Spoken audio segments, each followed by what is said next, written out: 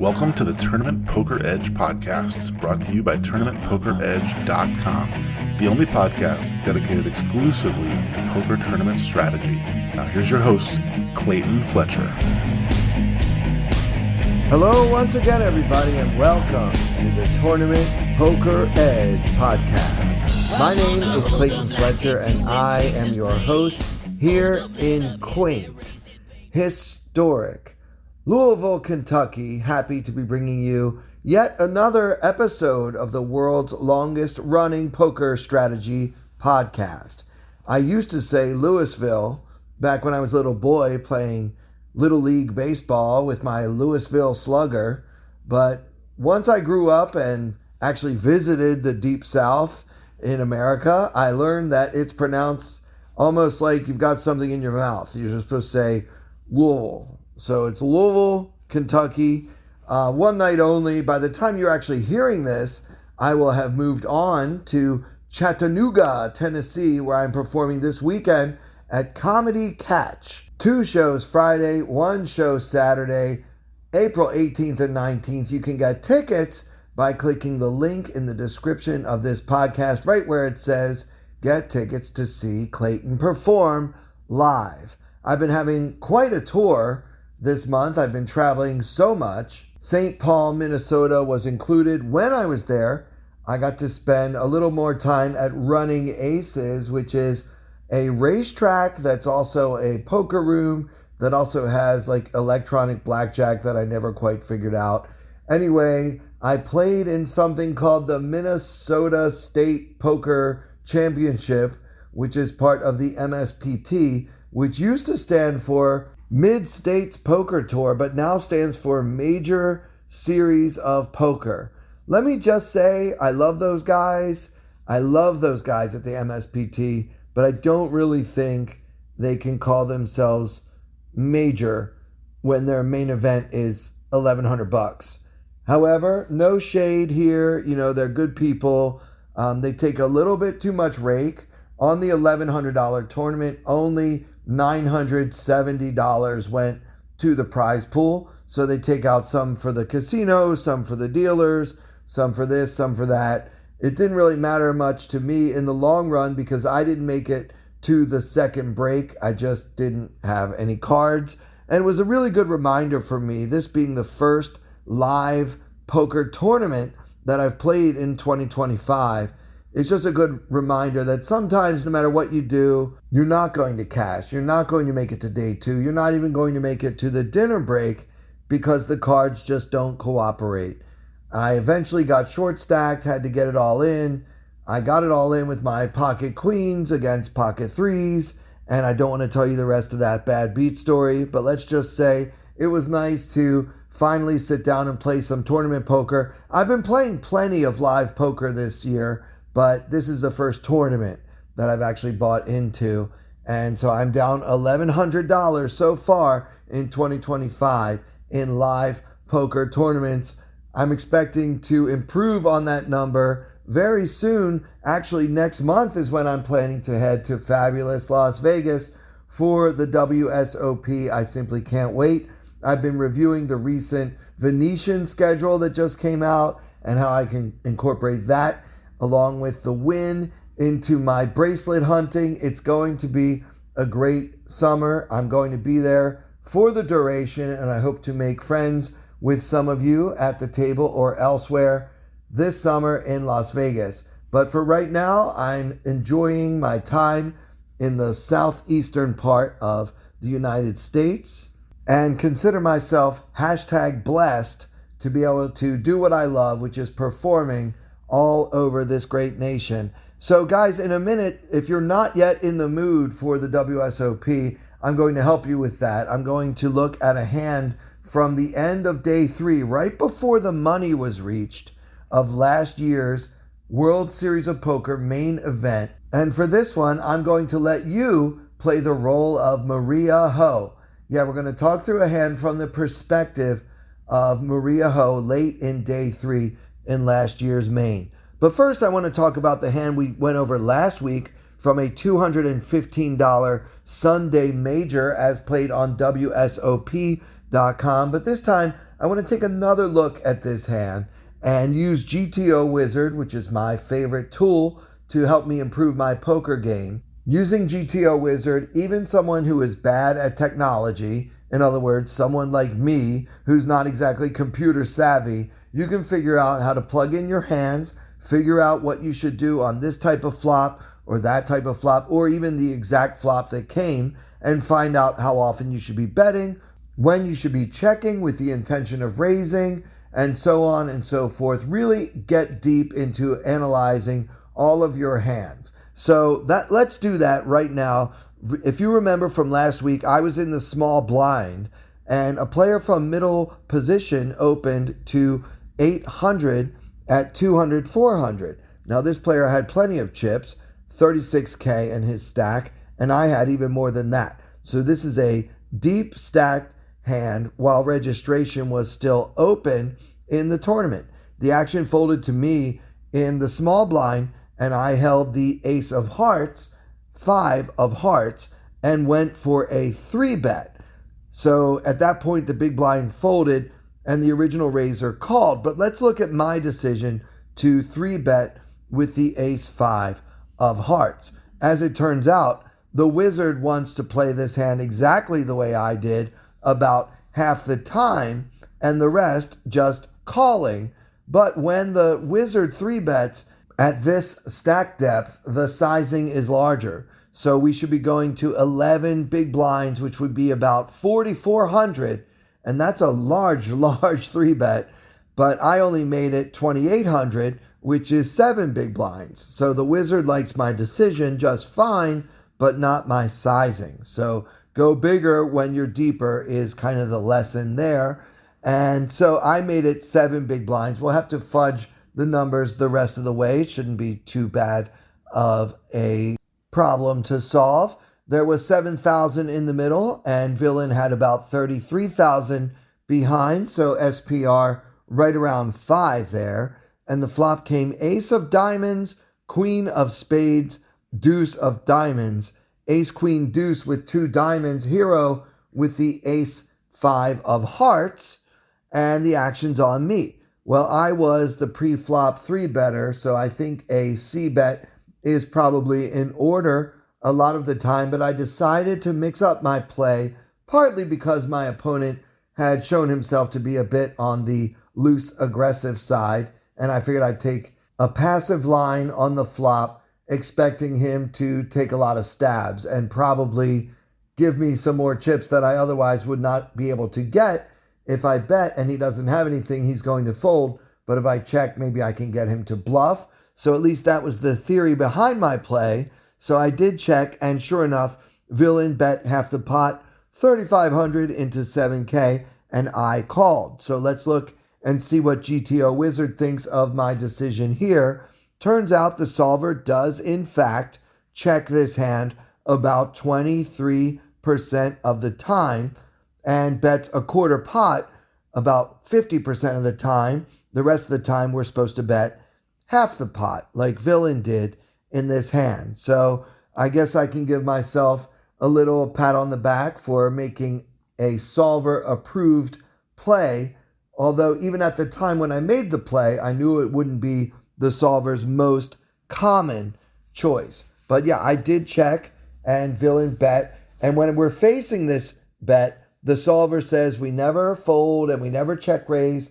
It's a 100% pure call with the bluff catcher. The ace 5 suited is essentially a bluff catcher, and that's why I checked it in the first place. So moving on to the turn, with 14,000 chips in the middle, the turn came the 8 of diamonds, completing the flush on a board of ace of diamonds, queen of spades, deuce of diamonds, 8 of diamonds, and I decided to check again. This time, Villain bets 7K into 14K, so what Matt Stout would like to call a geometric sizing, betting 1/2 on both the flop and the turn.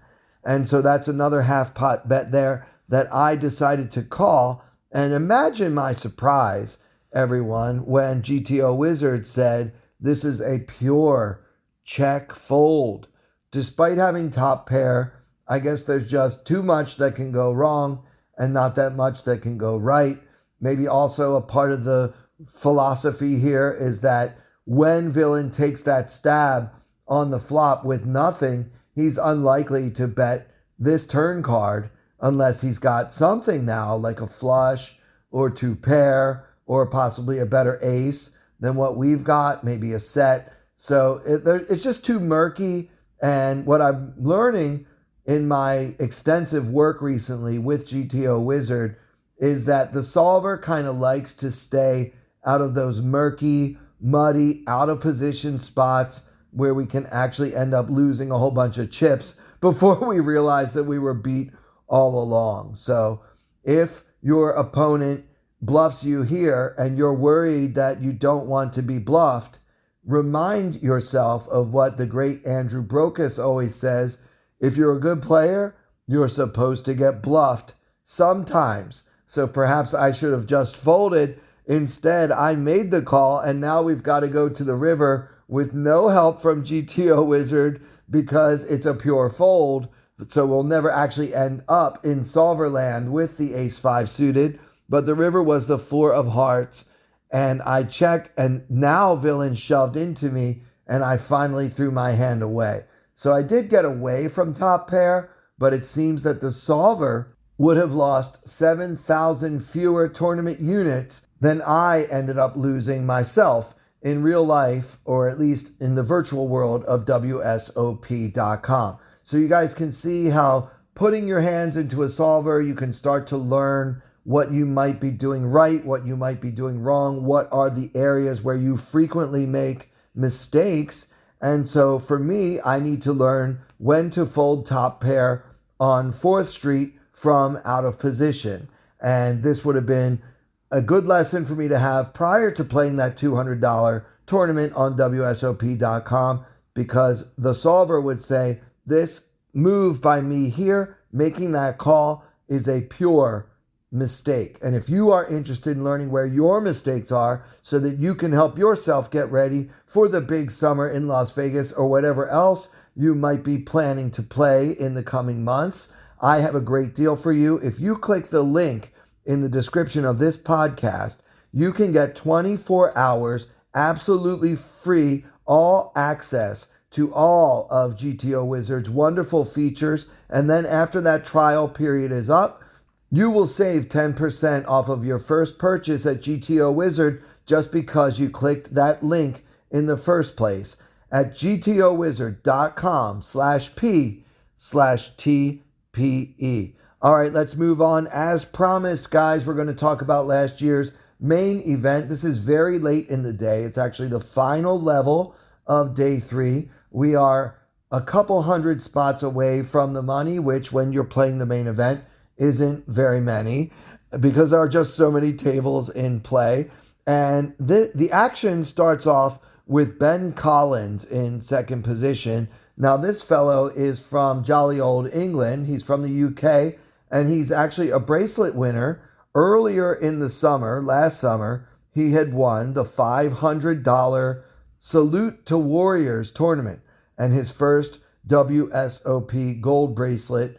And he had several other cashes over the summer. So now he was playing in the main event, possibly considering himself to be playing with house money, as some people look at it, but certainly very happy with his results so far. And now he's sitting here almost cashing again if he can survive day 3 of the main event. I believe they reached the money last year fairly early on day 4. And Ben is doing great. He's got 573,000 chips. Now the blinds are only 3K and 6K with a 6K big blind ante. So Ben is just under 100 big blinds late on day 3. So that's great. I'm not going to tell you what Ben has just now because I want you guys to play along with Maria Ho, who's going to be in the big blind in this hand. But I can tell you that Ben opened some hand from second position after one fold to 13,000. So the blinds were 3K, 6K. He makes it 13K, just one chip above the min raise, and the action folds all the way around to hero, in this case Maria Ho, and she's in the big blind with the king of clubs, 10 of spades. Now Maria's doing very fine herself. She's got 485,000 in her stack, so just over 80 big blinds here for the hero. So it's fairly deep, and Maria has king 10. How would you play it? I think calling is probably the best play here. We can just see a flop with a reasonable hand. We will be out of position, but the price we're getting, only 7K more to call in a pot that already has 28K in it. That's 4-1 by my math. And so I'll take 4-1 on a call with a reasonable hand like king 10 anytime. So let's just call. And that's what Maria does as well. So now with 35,000 in the middle, the flop comes king of diamonds, queen of hearts, 4 of diamonds. So king, queen, 4 with 2 diamonds. Hero with the king of clubs, 10 of spades for top pair and a few backdoor straight possibilities. And Maria is first to act. I think we have top pair and it's fairly vulnerable. And this might be the kind of flop that we can occasionally lead out on. The solver is teaching me that I do not lead out enough, but I'm not sure about this one, guys. I think this is probably a pure check, but I won't be shocked if GTO Wizard teaches us in next week's episode that we can lead this flop some of the time. Our hand is strong, but somewhat vulnerable to any number of turn cards. So maybe this is a lead sometimes. I think it's probably a check, though. Maria, for her part, decides to check. And then Collins bets 12K into 35K, just about 1/3 of the pot. And the action is back on hero with top pair. And Maria decides to call. I think calling is probably a great decision and one that I will not quarrel with.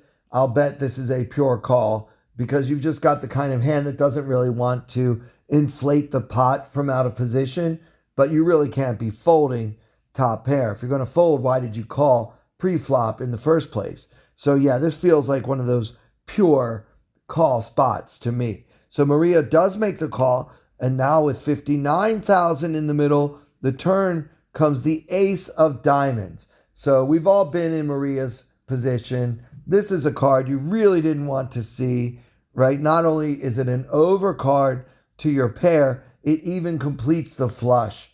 So yeah, just a brutal spot. You don't want to see an ace. You definitely don't want to see the ace of diamonds.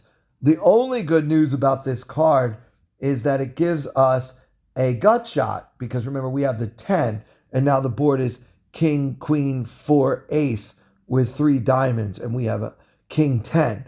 So maybe that's a little bit of a silver lining, but certainly I don't want to bet this card. I mean, I guess we could bet, turn our hand into a weird bluff and represent a flush or an ace. I just don't think there's a lot of value in doing so, and I don't blame Maria for checking again. And this time, Ben Collins in position checks behind. So in Maria's shoes, you might start to think maybe my pair of kings is actually good, because if this guy had an ace or a flush, why wouldn't he bet the turn, right?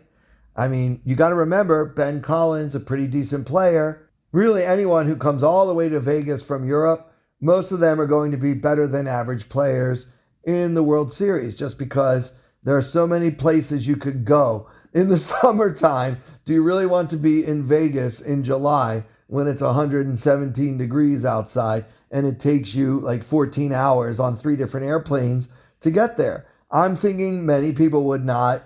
Personally, I will travel to Vegas in July every year for the rest of my life, and I don't care where my starting point is. I'm not missing the main event until I die. I promise.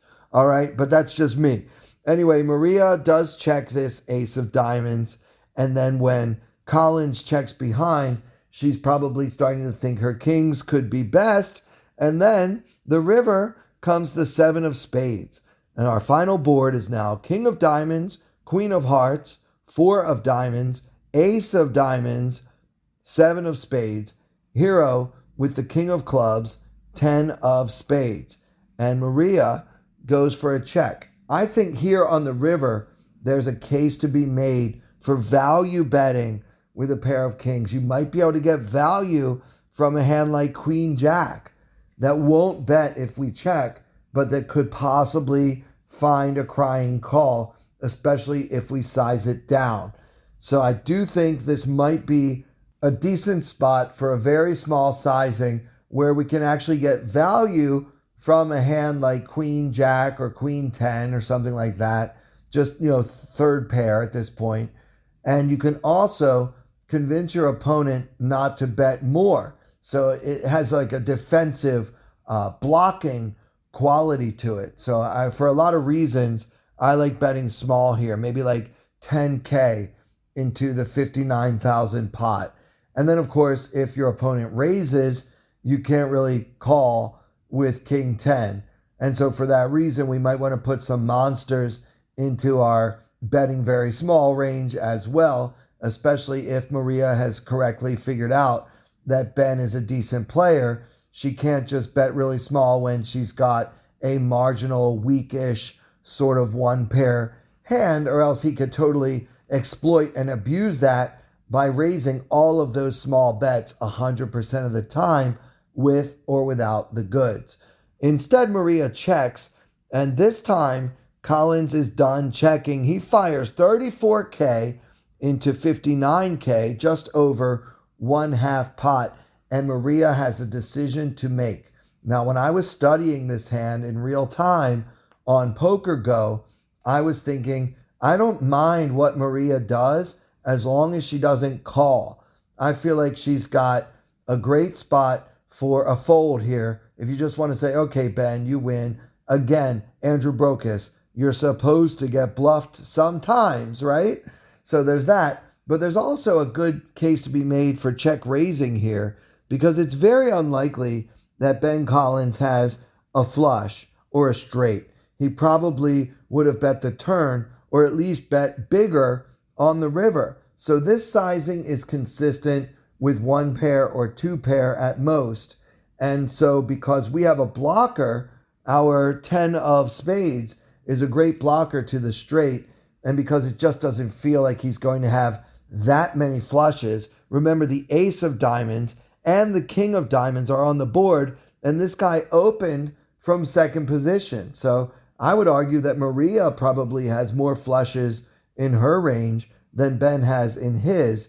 And so patiently checking the turn and then checking again on the river, looking to check raise for value, is a really good play by Maria. And so this could be a hand that I might want to turn into a bluff. So he bets 34K into 59K. Why not just raise that to like 150,000 and expect him to fold everything except for his best two pair hands? Maybe like ace king would find the call or whatever. And of course, if he does happen to have a flush or whatever, we're not going to bluff him off of anything like that. But I'm specifically targeting his like ace X kind of hands that he was pot controlling on the turn and then felt like the door was finally wide open to walk through on the river. And then we spring the trap on him, and he probably has to fold a lot of top pair type of hands to a check raise on the river.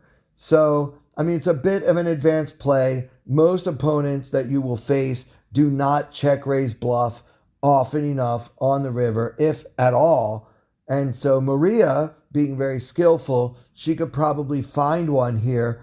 Instead, Maria goes for the call, and I don't like this play at all, guys. I respect Maria very much. I think she's way better at poker than I am. But to me, late in day 3, main event, paying off with second pair on a fairly large river bet is not a winning strategy. If I could get back every river bet I've ever paid off on day 3 of the main event, I would have enough chips to start the final table right now for this year's main event. That's how much I've probably lost calling bets similar to this one in Maria's shoes. Sure enough, she was up against a pair of aces. In fact, Collins had the ace of spades, deuce of spades. So Maria outflopped him, but then he turned top pair on a somewhat scary board and decided to pot control, check it back on the turn. And then on the safe 7 on the river, he decided it was time to go for a value bet, targeting exactly the type of hand that Maria had. So when my hand is in my opponent's value targeting range, I hate to call. I'd much rather fold or check raise. And imagine what kind of meat grinder Ben would have found himself in if Maria would have said 160. I don't think he can call with a hand like ace deuce suited. Maybe he could have found that call. Maybe you do have to call there some of the time in order to avoid being exploited. But even the best players in the main event, they start to feel a lot of pressure at the end of day 3. And that to me is what makes that time the most profitable and most advantageous moment for a sophisticated check raise bluff on the river. And that'll do it for this episode. I will review this hand next week and we'll see if the wizard likes my way of thinking or whether I should just keep my mouth shut and let Maria Ho do the work. I hope you guys enjoyed the episode and I hope to see some of you this weekend in Chattanooga at Comedy Catch. And for everyone here at Tournament Poker Edge, I'm Clayton Fletcher. Thank you so much for listening. I wanna hold them like they do in Texas Plays. Fold them, let them hit me, raise it, baby, stay with me. Log in intuition, play the cards with babes to start. And after she's been hooked, I'll play the one that's on her heart.